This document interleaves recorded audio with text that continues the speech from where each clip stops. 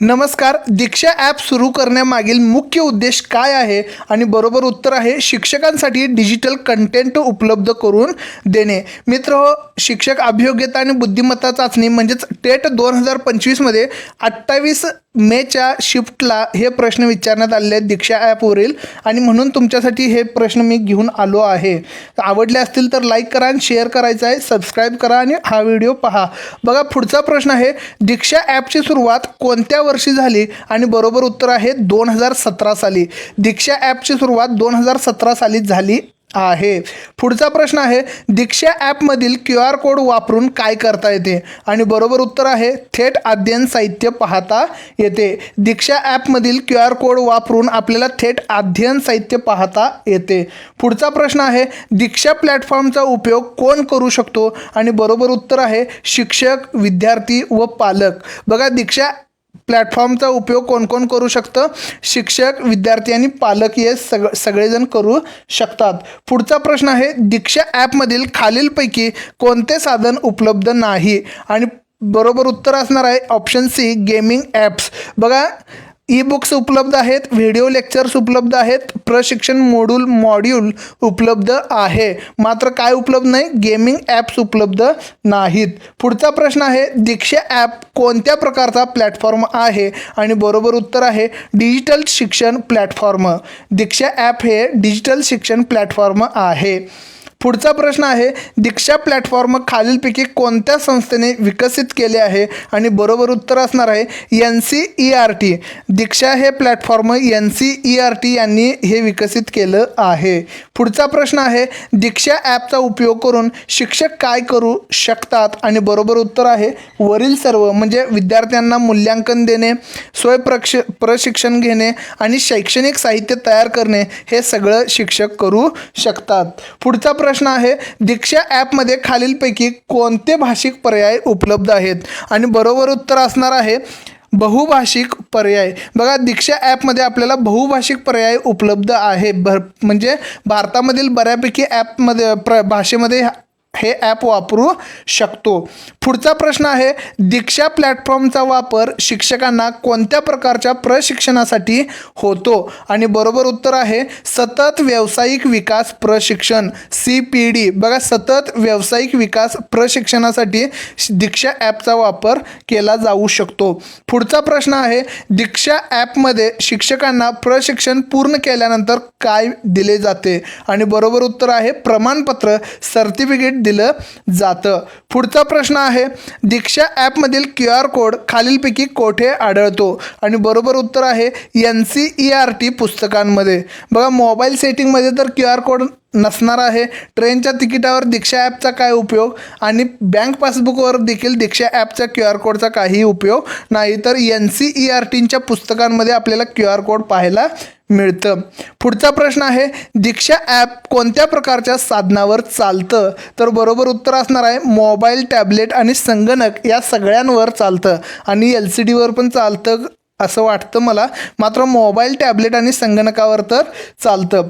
पुढचा प्रश्न आहे, दीक्षा प्लॅटफॉर्मसाठी कंटेंट कोण तयार करतो? आणि बरोबर उत्तर असणार आहे शिक्षक व शिक्षण विभाग. बघा, दीक्षा या प्लॅटफॉर्मसाठी कंटेंट शिक्षक व शिक्षण विभाग करत असतो. पुढचा प्रश्न आहे, दीक्षा ॲपमध्ये कोणते मूल्यांकनाचे साधन उपलब्ध असते?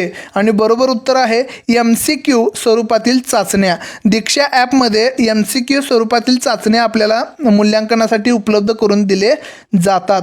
पुढचा प्रश्न आहे, दीक्षा ॲपमध्ये लॉग इन करण्यासाठी कोणती ओळख वापरली जाते? आणि बरोबर उत्तर आहे मोबाईल नंबर किंवा ईमेल ID. बघा, दीक्षा ॲपमध्ये लॉग इन करण्यासाठी आपल्याला मोबाईल नंबर किंवा ईमेल ID लागतो. पुढचा प्रश्न आहे, दीक्षा ॲपद्वारे विद्यार्थ्याचे शिक्षण कोणत्या पद्धतीने सुलभ होते?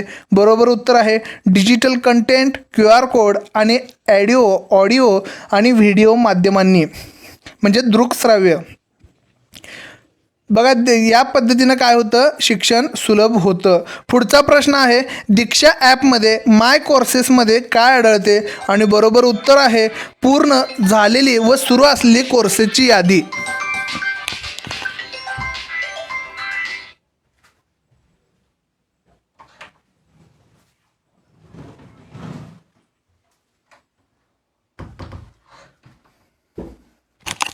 Sorry to disturb. बघा पुढचा प्रश्न बघूया आपण. दीक्षा ॲपचा उपयोग खालीलपैकी कोणत्या परीक्षेसाठी उपयोगी ठरतो? आणि बरोबर उत्तर आहे TET, CTET आणि शिक्षक प्रशिक्षण. बघा दीक्षा ॲपचा उपयोग आपण TET, CTET आणि शिक्षक प्रशिक्षणासाठी करू शकतो. पुढचा प्रश्न आहे दीक्षा ॲप कोणत्या प्रकारच्या शिक्षणासाठी जास्त उपयुक्त आहे? आणि बरोबर उत्तर आहे शालेय आणि शिक्षक प्रशिक्षणासाठी. दीक्षा हे ॲप शालेय आणि शिक्षक प्रशिक्षणासाठी जास्त उपयुक्त आहे. पुढचा प्रश्न आहे दीक्षा ॲपमध्ये शिक्षक आपली प्रगती कशी पाहू शकतात? आणि बरोबर उत्तर आहे प्रोग्रेस विभागातून. बघा दीक्षा ॲपमध्ये शिक्षक आपली प्रगती प्रोग्रेस विभागातून पाहू शकतात. पुढचा प्रश्न आहे दीक्षा प्लॅटफॉर्मवर शिकवण्याचे साहित्य कोणत्या प्रकारात उपलब्ध असते? आणि बरोबर उत्तर आहे मजकूर, ऑडिओ आणि व्हिडिओ आणि प्रतिमा ह्या प्रकारात साहित्य उपलब्ध असतं ज्यानेद्वारे आपण काय करू शकतो? अध्ययन करू शकतो. पुढचा प्रश्न आहे दीक्षा ॲपमध्ये शिक्षकांसाठी कोणत्या प्रकारचे प्रशिक्षण दिले जाते? आणि बरोबर उत्तर आहे अध्ययन कौशल्य आणि मूल्यांकन प्रशिक्षण. दीक्षा ॲपमध्ये शिक्षकांसाठी अध्ययन कौशल्य आणि मूल्यांकन प्रशिक्षण दिले जाते. पुढचा प्रश्न आहे दीक्षा ॲपचे फायदे कोणाला मिळतात? तर बरोबर उत्तर आहे शिक्षक, विद्यार्थी आणि पालक. दीक्षा ॲपचे फायदे शिक्षक, विद्यार्थी आणि पालक आणि आपल्यालाही मिळू शकतात कारण TET आणि CTETसाठी तिथे कंटेंट आपल्याला मिळू शकतो. पुढचा प्रश्न आहे दीक्षा ॲपमध्ये कंटेंट कशा प्रकारे दिला जातो? बरोबर उत्तर आहे राज्यानुसार आणि वर्गानुसार विभागलेला. दीक्षा ॲपमध्ये राज्यानुसार आणि वर्गानुसार विभागलेला कंटेंट दिला जातो. पुढचा प्रश्न आहे दीक्षा ॲपमध्ये प्रशिक्षण पूर्ण झाल्यावर काय मिळते? आणि बरोबर उत्तर असणार आहे प्रमाणपत्र. दीक्षा ॲपमध्ये आपल्याला प्रशिक्षण पूर्ण झाल्यानंतर प्रमाणपत्र दिलं जात असतं. पुढचा प्रश्न आहे दीक्षा ॲप कोणत्या शैक्षणिक धोरणांच्या अंतर्गत विकसित करण्यात आला आहे? आणि बरोबर उत्तर आहे राष्ट्रीय शिक्षण धोरण 2020 NEP 2020 याद्वारे काय केलं आहे? विकसित करण्यात आलं आहे. पुढचा प्रश्न आहे दीक्षा ॲप कोणत्या पद्धतीनं डाउनलोड करता येतो? आणि बरोबर उत्तर असणार आहे गुगल प्ले स्टोअर व ॲपल ॲप स्टोअरद्वारे. बघा दीक्षा हे ॲप आपण गुगल प्ले स्टोअर आणि ॲपल ॲप स्टोअरद्वारे डाउनलोड करू शकतो. पुढचा प्रश्न आहे दीक्षा ॲपच्या वापरामुळे कोणता शैक्षणिक उद्देश साकार होतो? आणि बरोबर उत्तर आहे सर्वांसाठी डिजिटल शिक्षण. दीक्षा ॲपच्या वापरामुळे आपल्याला शैक्षणिक उद्देश जो साकार होत आहे तो सर्वांसाठी डिजिटल शिक्षण हा उद्देश साकार होत आहे. पुढचा प्रश्न आहे दीक्षा ॲप कोणत्या मंत्रालयाच्या अंतर्गत सुरू करण्यात आला आहे? आणि बरोबर उत्तर आहे शिक्षण मंत्रालय. बघा दीक्षा ॲप हे शिक्षण मंत्रालयाअंतर्गत सुरू करण्यात आलं आहे. पुढचा प्रश्न इथं आपले प्रश्न संपलेले आहेत.